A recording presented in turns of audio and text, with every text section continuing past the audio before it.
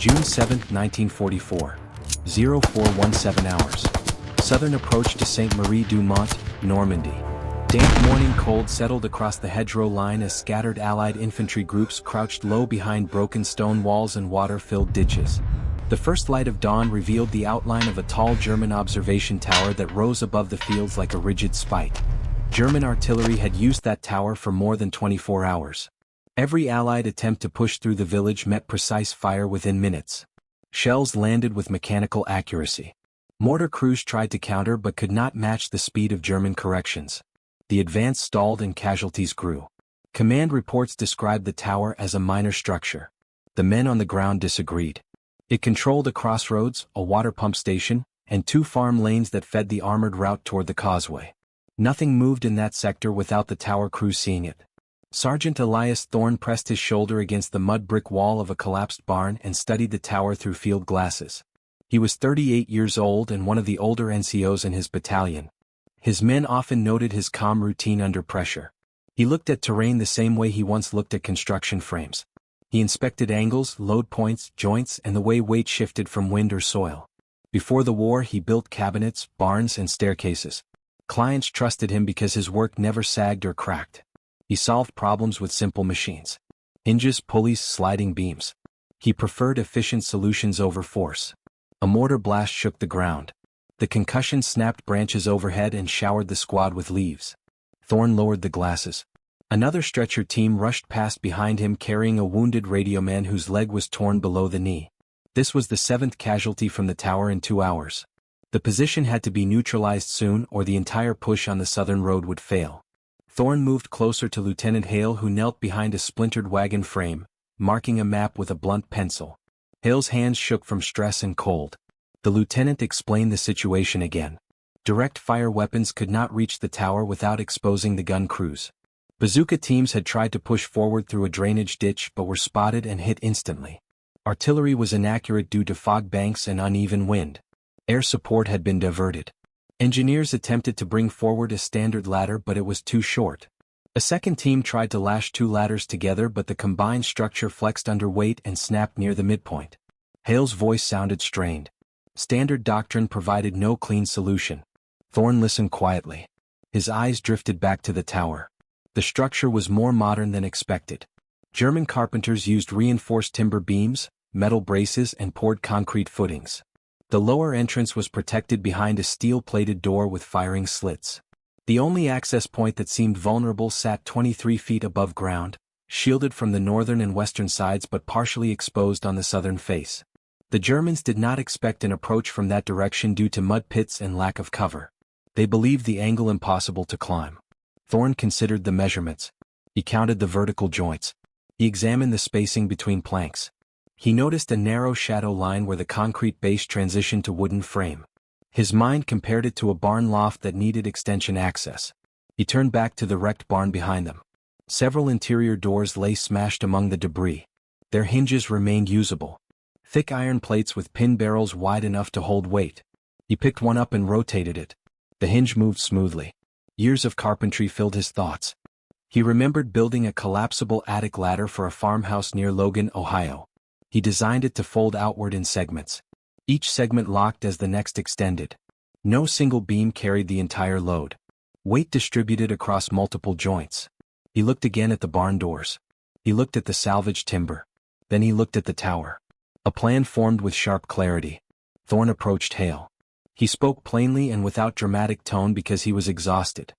He requested permission to salvage wood, metal straps and hinges from damaged buildings to construct a folding ladder built in 4 linked sections. Each section would be short enough to carry without attracting fire. Each set of hinges would allow the structure to extend vertically once placed at the correct angle. Thorne explained that the southern face of the tower had no active sentry window positioned to see men approach at ground level until they were already climbing. The fog provided additional concealment. He estimated construction time at 3 hours if he had uninterrupted access to materials. Hale stared at him. The idea sounded reckless. Yet every other method had failed. Command demanded progress. The lieutenant approved the plan with a tired nod and told Thorne to gather 3 men for assistance. The squad shifted emotional weight. A new possibility cut through the despair. Thorne and his makeshift team moved quickly through collapsed farm structures. They collected planks with minimal warping and cut them into uniform lengths. They removed hinges from shattered doors and hammered them flat against stones. They reinforced hinge plates with metal straps taken from a ruined horse stall. They used roofing nails and a small number of screws pried from cabinet frames. Thorne measured each segment repeatedly. He checked grain direction to avoid splitting under load. He cut shallow recesses so each hinge sat flush, reducing noise during extension. He worked with the focus of a craftsman who had never left his trade. By 07:30 hours the skeleton of the ladder lay across the barn floor. 4 segments, each roughly 6 feet long. Hinges positioned to fold inward for transport and outward for locking.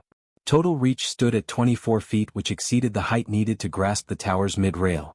Weight distribution felt balanced. Thorne lifted the first segment. Held firm. He called his team together. They rehearsed the extension process. 2 men would carry the folded structure across the southern field. 1 man would provide covering fire if discovered. Thorne would secure the base against the concrete footing, then climb first to test stability. They practiced twice in the barn. Each movement required silence and precision. No wasted sound. No unnecessary motion. Outside, artillery roared again. A shell landed 200 meters north, sending a plume of soil into the air. The men froze until fragments stopped falling. Thorne looked through the barn door toward the tower. German observers remained active. Allied commanders grew impatient. The ladder had to move soon. Thorne checked every hinge one final time.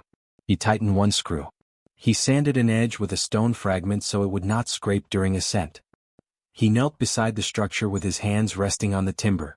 His breathing slowed. The next hour would decide whether this plan was remembered as a smart risk or a fatal mistake. He rose and gave the signal to move. Thorne and his 3-man team stepped out from the husk of the barn and entered the narrow field that led to the southern base of the German watchtower. The men moved slowly to minimize noise. Fog still clung to the low ground. Patches of darker mist swirled around broken fence posts and crater lips. The folded ladder rested across the shoulders of Private Merrick and Private Alton. Each carried the weight with steady, practiced balance. Corporal Red followed several paces behind with rifle raised. Thorne led at the front, guiding the route by memory and careful observation. The southern approach was a strange mix of swampy puddles and elevated strips of dry soil. During the previous day, rain had filled shallow drainage ruts until they overflowed. German spotters dismissed this route because vehicles could not pass through it. They assumed no infantry would risk slogging across open mud toward a defended tower. They did not consider that a carpenter would see the same terrain as workable cover because uneven ground distorted sight lines. The team paused near a fallen oak trunk. Thorne raised his fist. All movement stopped. A faint metallic click echoed from the tower platform. 1 sentry shifted his MG-42 on its pivot. The weapon angle changed to the northern hedgerows. The crew expected attacks from the main road, not the flooded fields. The tower continued scanning away from the carpenters who crept through the southern mist. Thorne looked over the field again. He mapped the distance. 60 meters to the base. The fog provided concealment but not invisibility. Any sudden change in wind could expose them. He signaled the others to continue. The folded ladder bumped slightly against Alton's back. Thorne stopped again and adjusted the hinge straps with quick fingers. Any noise could betray their presence. Alton nodded. They continued forward, stepping on dry patches and avoiding water where possible. The mud would suction their boots and create sound. At 30 meters out, the shadow of the tower grew sharper. The men could see the outline of the lower steel door.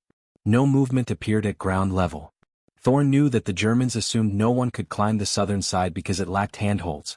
They built it that way intentionally. It was a blank wall of timber rising above a concrete footing. It offered no purchase for ropes or grapples. Thorne whispered orders. Merrick and Alton knelt. They lowered the folded sections with controlled movements. Thorne knelt beside them and placed his hand on the timber. The hinge pins were cold. He eased the first segment open with slow pressure. The ladder extended without sound. The second segment locked. The third opened with a soft creak. Thorne winced. The creak was small, but any noise near a guard post carried risk. He pressed the hinge, reducing friction, and opened the final segment. The full length of the ladder lay in front of them like a long timber spine. Red scanned the tower, ready for sudden fire.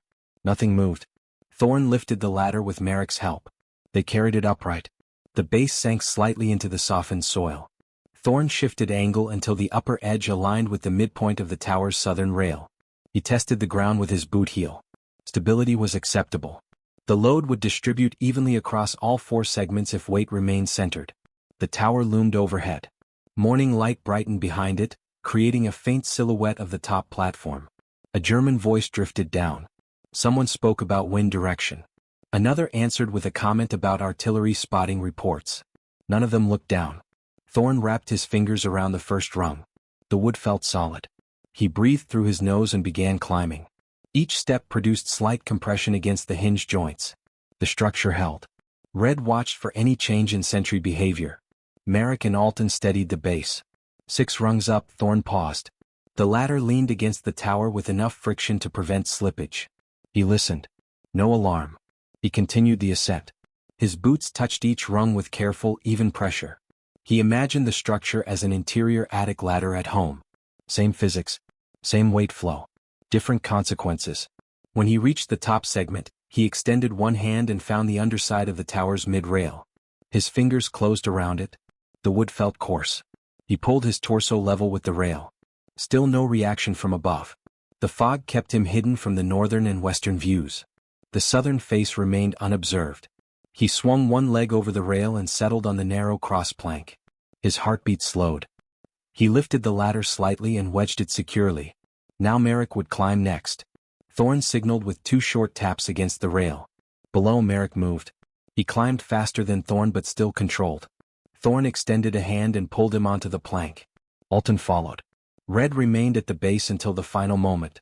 3 men now crouched on the mid-level support that wrapped around the tower. They pressed against the wall to stay out of sight. Thorne felt the vibration of heavy footsteps above. German boots walked across the platform. The sentry paced with steady rhythm. Thorne pointed toward the narrow gap between planks.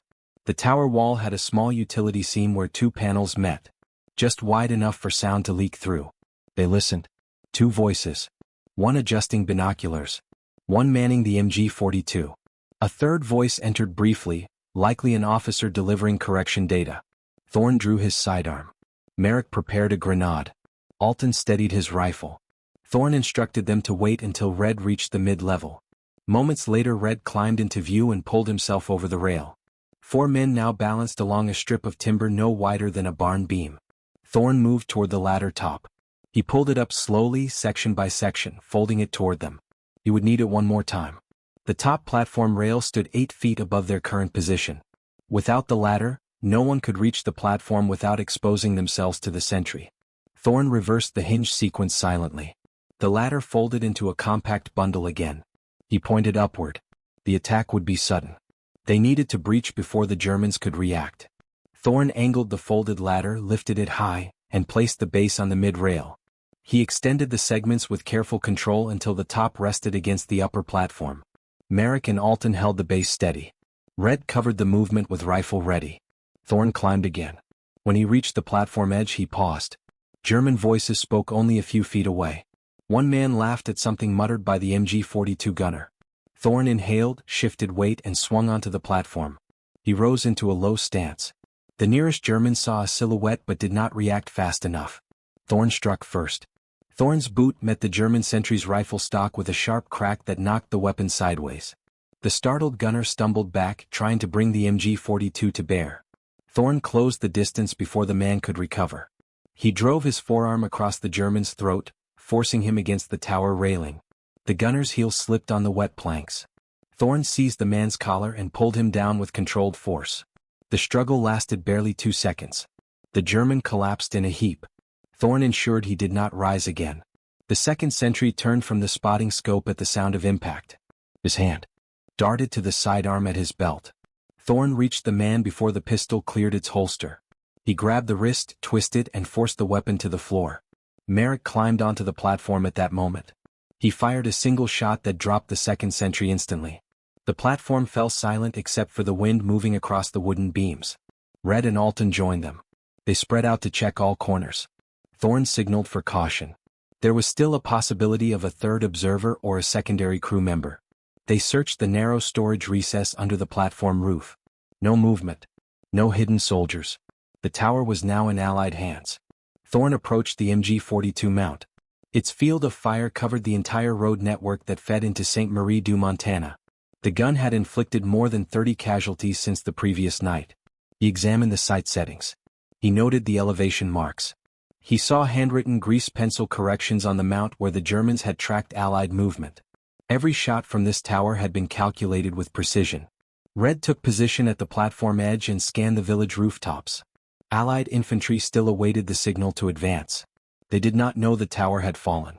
Thorn's team had succeeded without firing more than a handful of rounds and without alerting the broader German line. Below, the fog thinned. Sunlight broke through in scattered rays. The southern fields brightened. Thorn told Merrick to prepare a flare. Command needed confirmation. Merrick readied the signal but waited for Thorn's cue. Thorn inspected the stair shaft inside the tower that led to the ground-level door. The interior was narrow and steep. He listened. No sound rose from below. It was possible that the ground crew had retreated when the sentries fell, but he could not assume it. He signaled Red to cover the opening. Red steadied his rifle and watched for movement. There was none. Thorn turned to Merrick. He gave the order. Merrick fired the green flare high above the platform. The smoke trail arced across the morning sky. Allied riflemen in the hedgerows spotted the signal. They cheered. Officers called for renewed movement. The stalled advance began to tighten formation again. The road toward the crossroads would soon reopen. Alton stepped beside Thorn and looked across the village. German mortar fire had decreased.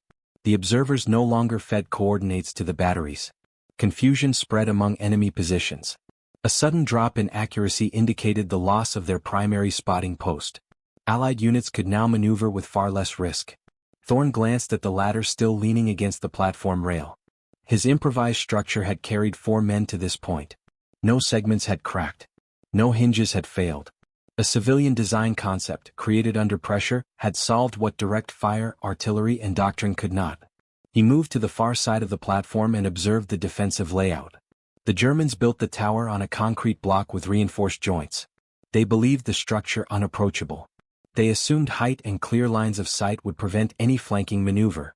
They relied on elevation as their strongest defense. They never considered a carpenter who understood how to defeat height with modular reach. Red called out from the stairwell. He heard faint voices below. Thorn approached. The voices grew louder. 2 Germans debated whether to attempt escape or remain inside the tower base. They had remained silent until now out of fear that Allied fire would reach them. Thorn considered a quick breach but halted when the voices shifted into frantic whispers. Something clanged against the metal door. A moment later, footsteps retreated deeper into the structure. Thorn and Red exchanged glances. The Germans were barricading themselves inside. The team had no need to force entry. Their objective was already complete. The tower was neutralized. The observers were either captured or cornered. The threat had ended. Thorn instructed the team to maintain platform control until relief forces arrived. Alton knelt near the MG-42 and inspected the ammunition belts. Hundreds of rounds remained. The Germans prepared for a long defense. They did not expect a silent vertical assault. They prepared for frontal infantry charges that they could suppress with sustained fire. They trusted doctrinal assumptions that did not hold against field ingenuity. Thorn returned to the platform edge and signaled toward the southern hedgerow.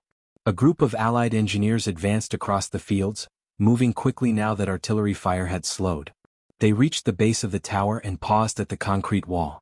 Thorn instructed Merrick to drop a rope. The engineers tied their packs and equipment, then climbed one by one. More infantry followed. Within minutes, the platform held nearly a dozen Allied soldiers securing the area and preparing to clear the lower interior safely. Thorn stepped aside as Lieutenant Hale climbed up with assistance. The lieutenant looked at the platform, the fallen sentries, and the improvised ladder. His expression shifted from disbelief to relief. He placed a hand on Thorn's shoulder and told him that the breakthrough at Sainte Marie du Mont now depended on follow-through rather than survival. Thorn nodded. He did not smile. Men had died in large numbers because of the tower. Many would live today because the tower finally fell. The weight of that reality settled across him. He looked at the horizon. More smoke rose from the northern blocks of the village where German resistance remained strong. The tower had been only one of several obstacles. Yet it had been the most precise and punishing one. Now the path forward opened. Engineers began reinforcing the platform. Hale instructed them to prepare the tower for possible Allied use. The MG-42 mount could support an Allied machine gun. The height advantage could now shift to their side. Thorn helped them secure tools. He explained the construction pattern of the tower, pointing out stress points and safe load areas. His carpentry knowledge guided every recommendation. As they worked, German mortar shells detonated farther east. The enemy line adjusted blindly. Without the tower, their coordination weakened. Reports from the battalion level confirmed that the entire sector saw reduced fire accuracy. Thorn remained focused. He wanted to see the tower fully controlled before stepping away. By 08:35 hours the tower platform was secure. Allied marksmen replaced the German observers and adjusted their scopes toward the northern outskirts. The battalion commander issued rapid orders to advance infantry companies through the open lanes. The sound of small arms fire spread through the village as the main assault resumed. Thorn leaned against the inner rail, examining the structural joints where the platform met the support beams. The tower had held its ground against shell shock for more than a day. The craftsmanship was strong. He respected that. He also noted weaknesses that Allied engineers needed to know. Red approached him with a canteen. Thorn accepted it with a tired nod. His hands shook slightly from exertion. Despite the success, he remained alert. War never gave clean endings. Other threats often appeared while soldiers celebrated too early. Below, 2 engineers used controlled charges to break through the steel-plated lower entrance. They wanted the Germans inside to surrender, but they prepared for resistance. A blast echoed against the timber walls and dust drifted upward through the stairwell. Shouts followed. The engineers called for the defenders to lay down weapons. After several tense seconds, 3 Germans emerged with hands raised. Their uniforms were covered in dust. They looked defeated and confused. They expected to fight an infantry wave, not lose their position to a carpenter's ladder. Thorn watched them escorted away. Their surrender confirmed what Allied units had already sensed. The tower had been the anchor of the defensive grid. Its loss disrupted the entire German approach. Lieutenant Hale returned to the platform and motioned for Thorn to step aside. Hale wanted a full briefing. He asked how Thorn identified the southern blind angle, why he trusted the ladder's load strength, and how he knew the hinges would hold under field conditions. Thorn explained each point with precision. Years of carpentry gave him a deep understanding of stress behavior in timber. The Germans built the tower with vertical rigidity, which worked against them when confronted by a modular structure designed to climb that exact rigidity. The blind angle existed because the Germans assumed impassable mud prevented access. The hinges held because they were originally designed for door frames that carried weight through repeated motion. Hale listened with growing respect. He recorded the details. Command would want to understand how an improvised tool succeeded where trained assault teams had failed. The fog finally lifted. From the tower, Thorn could see the full expanse of St. Marie du Montana. Smoke rose from several rooftops. Columns of infantry advanced between stone walls. Tanks rumbled along the main road. He watched American troops push through the northern block where German resistance still held firm. Machine gun bursts echoed through the streets. Mortar rounds landed near the church square. The battle was far from finished, but the momentum had shifted. Thorn stepped to the opposite railing and looked back toward the barn where he had built the ladder. He remembered the scattered tools, the broken timber, and the quiet moment when he tightened the last hinge. He thought about the risks. A single hinge failure would have killed him first. A missed rung would have ended the attempt. Every movement had relied on steady hands and trust in his own craftsmanship. Merrick joined him. The young private said nothing at first. He simply looked over the village and watched the infantry push forward. After a moment, Merrick asked how Thorn learned to build folding ladders so quickly. Thorn described his work on attic access structures in Ohio. He explained how farmers requested custom designs for tight barn lofts. He explained how he always preferred solutions that avoided force when precision could solve the problem instead. Merrick listened carefully. He had not expected a civilian skill to decide the outcome of a battlefield engagement. Alton approached with an ammunition crate and set it beside the MG mount. He adjusted the weapon angle and practiced tracking imaginary targets. Thorn noticed Alton's focus and recognized the shift in morale. The men now believed they had the advantage. Hale received updated orders from battalion headquarters. He turned to Thorn and relayed the message. The tower would serve as a temporary Allied observation point until armored support reached the crossroads. Thorn's team was to remain on the platform for another hour to maintain security. After that, engineers would handle further reinforcement. Thorn accepted the order. He sat on a crate and finally allowed his muscles to relax. Sweat dried on his uniform. His fingers were raw from wood handling. He felt each bruise where his body had slammed into the platform during the initial breach. He remained quiet. Minutes passed. Allied radio chatter filled the air. Reports confirmed that mortar accuracy had dropped significantly. German counter-fire was now sporadic and unfocused.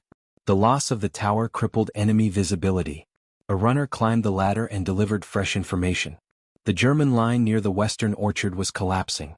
Infantry companies were pushing through with minimal resistance. The southern sector advanced faster than predicted. Command attributed the progress to the elimination of the tower's spotting capability. The runner thanked Thorne's team before descending. Red leaned against the rail and looked at Thorne. He mentioned that the tower would have cost hundreds of lives if left operational. He stated the obvious. Thorne's ladder had prevented that outcome. Thorne acknowledged the point with a slight nod but said no more. Thorne stood and walked around the platform again. He inspected every beam, every bracket, and every joint that carried weight. He wanted to ensure the tower could handle additional personnel. He tapped on load-bearing posts and listened to the vibrations. The Germans used quality timber. The structure remained strong. As he reached the northern rail, a distant crack of a rifle snapped through the air. A bullet sparked off the metal mount near Thorne. A German marksman had taken a shot from a rooftop farther north.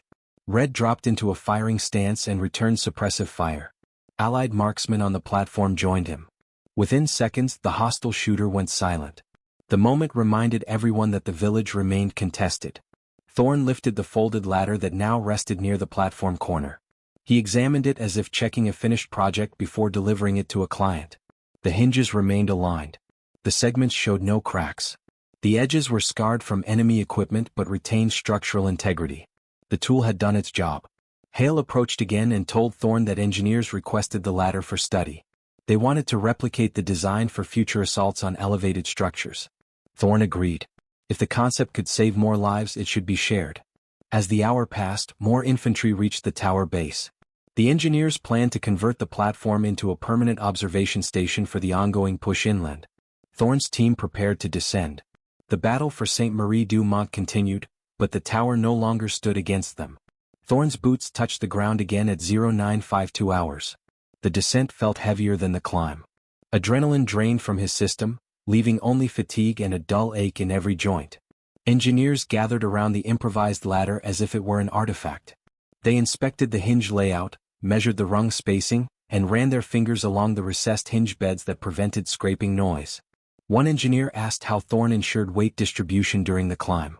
Thorne explained the principle of sectional loading and the way each hinge plate carried only partial stress. Another engineer asked how he chose the angle of placement against the tower. Thorne described the measurements he made using shadow lines and the pitch of the southern wall. The engineers took notes. They discussed replication methods with quiet excitement. Most of them had never seen a modular ladder designed in the field under combat pressure. They recognized the value immediately. Elevated fortifications, church towers, grain silos, and industrial platforms scattered across France posed similar problems.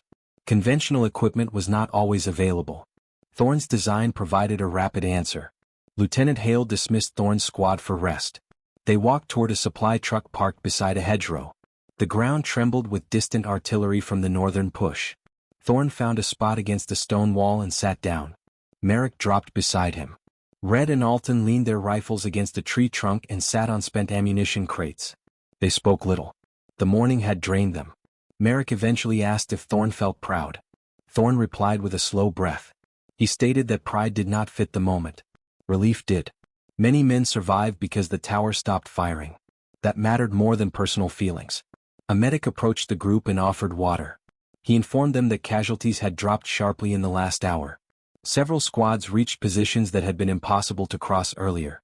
The medic thanked Thorne directly, which caught him off guard. Thorne nodded, unsure how to respond. Across the field, armored vehicles moved toward the crossroads. Supply trucks followed. Radio chatter confirmed that Sainte-Marie-du-Mont would fall fully under Allied control before midday. The German defense fragmented under pressure from multiple directions. Engineers cleared roadblocks. Infantry secured houses. Artillery shifted fire deeper inland. The road to the Utah Beach causeways opened at last. At 1030 hours, Hale summoned Thorne again. The battalion commander wanted a detailed walkthrough of the ladder design. Thorne followed Hale to a small command post set up behind a stone farmhouse. Several officers gathered around a map table. They scanned diagrams of the tower and circled the southern approach. They asked Thorne to describe the sequence of construction, the selection of materials, and the failure points he considered before using the structure. Thorne explained every step with clarity. He began with timber selection, emphasizing the need for straight grain and minimal warping. He described how he flattened and widened the hinge plates. He discussed hinge pin strength, rung spacing, and the stress points that appeared when weight shifted during ascent. He explained why a 4-segment design created stability without making the ladder too heavy. He explained why silent deployment mattered more than speed. The officers listened with full attention. One of them asked if the ladder could be shortened for urban fighting. Thorne answered yes. Another asked if the design could handle metal reinforcement for repeated use. Thorne confirmed it could, though mobility would decrease. They took more notes. The battalion commander concluded the briefing and told Thorne that his innovation would be documented and shared with other units. He also stated that men like Thorne proved the importance of civilian skills in military operations. The battlefield often rewarded those who understood structure, mechanics, and improvisation. Thorne stepped out of the command post and looked toward the tower again. The fog had vanished entirely, revealing the village roads in clear detail. Allied flags marked several captured buildings. Smoke thinned. The sound of gunfire drifted farther north, where the front pushed inland. He walked across the field where he had carried the ladder earlier. The mud had dried slightly. Boot prints formed a path back to the barn. He approached the structure and stepped inside. The interior looked exactly as he had left it, scattered with scraps of timber and bent metal. The sunlight cut through the broken roof beams and cast angled shadows on the floor. Thorne knelt beside the workstation he had created hours earlier. He touched the scorched marks where he had hammered hinge plates flat. He examined the pile of unused timber that he had rejected due to warping. He felt the grooves in the floor where he had cut rungs. Every detail reminded him how close the plan had been to failure. A small mistake in measurement or hinge alignment would have cost lives. He remained still for a long moment. Merrick entered quietly. He asked if Thorne felt satisfied now that the battle was turning in their favor. Thorne ran his thumb over a knot in one of the discarded planks before answering. He said the work was necessary, not satisfying. Satisfaction belonged to peacetime carpentry, not war. In war, a job finished simply meant survival. They stepped back outside as another group of engineers approached the barn. They wanted to inspect the remaining materials and reconstruct the building process. Thorne explained what each piece of timber had been considered for. He showed them how he shaped the recess for hinge plates. The engineers documented each step. By noon, the battalion reported that Sainte Marie du Mont was under firm Allied control. The village church now served as a temporary command point. Armored units pushed past the crossroads and advanced along the inland routes. Supply convoys moved through without fear of precision artillery strikes. The tower that once dominated the battlefield now worked for the Allies. Thorne returned to the platform one last time with Hale. They surveyed the village. The MG mount held an Allied Browning machine gun now. New observers scanned the horizon for counter-movements. Thorne listened to radio reports. All fronts in the area showed improvement. German cohesion weakened. Hale spoke quietly. He told Thorne that leadership intended to recommend him for commendation. Thorne responded that the men deserved recognition as a group. Hale agreed, though he insisted that the ladder itself would be linked to Thorne's name. Thorne looked across the rooftops. He breathed slowly. He knew the battle would continue. Normandy presented countless obstacles. Yet this one moment, this one tower, had changed an entire morning's outcome. He placed his hand on the rail and let the tension leave his shoulders. The tower stood quiet. The battlefield beyond it moved on. His ladder rested below, awaiting study. The war continued, but one impossible structure had fallen to a carpenter who understood timber more deeply than most understood tactics. As the afternoon advanced, Thorne's team received orders to rejoin their company for the next movement inland. The sector around Sainte Marie du Mont had stabilized. Engineers converted the tower into a forward observation post with sandbag reinforcement along the railings. Signal wires now ran from the platform to the command post near the church. Allied doctrine shifted quickly once the tower became an asset. Its vantage point allowed them to plot German movement across several kilometers of farmland. The same structure that once killed their men now guided their push forward. Thorne gathered his equipment and checked each piece with habitual precision. He cleaned dirt from his boots and adjusted the straps on his pack. His men prepared their own gear. Red remarked that it felt strange to leave the tower after everything they had risked to take it. Merrick agreed but added that staying attached to one position was not their responsibility. Their job was to move with the infantry and hold the next line. Alton simply tightened his helmet strap and said they would follow orders. As they walked away from the tower, Thorne slowed. He looked over his shoulder at the ladder leaning against the supply crate. The engineers had tagged it for transport. They would disassemble it soon and record each hinge placement, each spacing measurement, and each segment alignment. Thorne considered offering advice on the replication process but decided the engineers already understood enough. The tool had served its purpose. The squad moved along the village road. The air carried the smell of smoke mixed with damp earth. Thorne observed shattered windows, damaged carts, and stone walls marked by shrapnel. He counted shell impacts in the cobblestones. Each mark represented a moment of danger for someone. Many of those impacts would not have occurred if the tower had been removed earlier. War often revealed problems that existed long before anyone noticed them. Sometimes the solution required force. Sometimes the solution required skill that came from a quiet trade. They reached a staging area where other infantry squads prepared to advance. Officers organized units by platoon. Radio operators worked furiously to coordinate with artillery. A medic station sat beside a water trough. Thorne recognized several wounded men who had been evacuated from the earlier engagement. Some waved weakly at him. Word of the latter had already circulated through the companies. Soldiers whispered about it with curiosity and disbelief. A young corporal approached Thorne and asked if the story was true. Thorne confirmed it without embellishment. The corporal repeated that the latter idea had impressed everyone. Thorne responded that it was simply the best option available. Nothing more. No need for myth-making. By early afternoon, the battalion began its movement north toward Carrefour de la Madeleine. The path led through open fields and narrow lanes bordered by hedgerows. The Germans had retreated to secondary defensive points. Skirmishes erupted in scattered pockets. Mortar fire fell at irregular intervals. Yet the advance held steady. The loss of the tower had disrupted German command flow enough that the battalion progressed faster than predicted. Thorne's squad marched between a pair of hedgerows. The ground beneath them felt firmer than the mud they crossed earlier. The weather improved. Sunlight warmed their backs. Thorne kept his eyes forward but occasionally scanned the sky for artillery spotting planes. None appeared. At one point they passed a group of engineers resting beside a cart. One of them recognized Thorne and called out. He held a rough sketch of the ladder and shouted that they planned to assemble a steel-reinforced version by evening. Thorne nodded. The engineer asked whether the hinge layout should remain identical. Thorne confirmed it should. The engineer thanked him before returning to work. The march continued until mid-afternoon. The battalion halted near a grove of trees to regroup. Thorne's team rested beside a shallow ditch. Red used his helmet as a water scoop. Alton cleaned his rifle. Merrick unwrapped a field ration.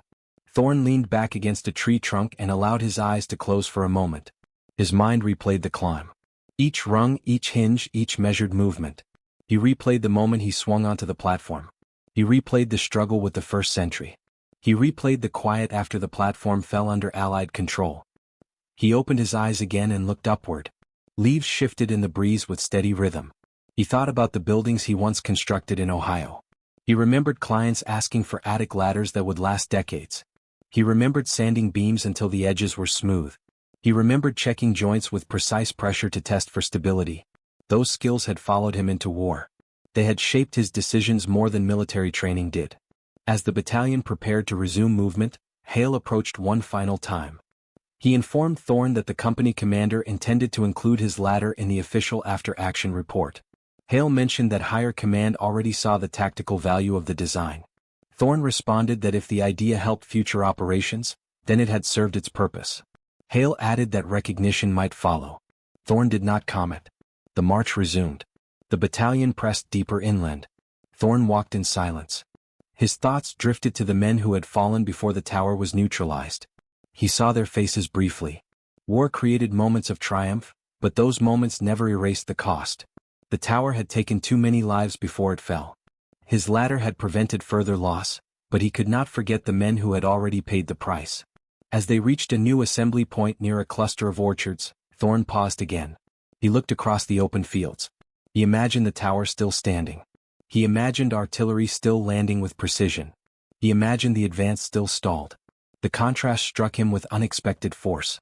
The entire battlefield had shifted because one man applied a civilian skill to a military problem.